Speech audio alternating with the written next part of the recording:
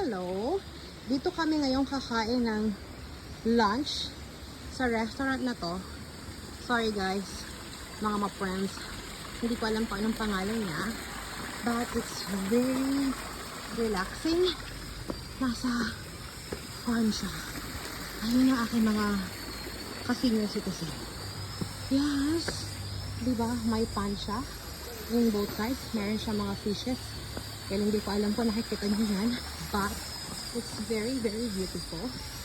At syempre, ang in-order ko for today's lunch is nasi goreng ulit. O, diba? Ganda. Ganda ng view. Yung mga halaman. Fresh ang air. Fresh ang food. And this is our food. But the sweet one, made from the soya bean.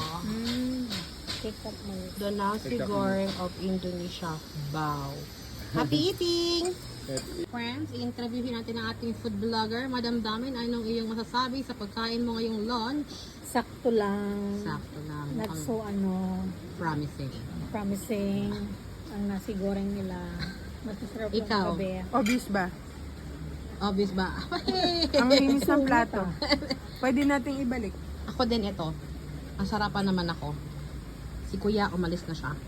Well, anyway, that's all folks for today.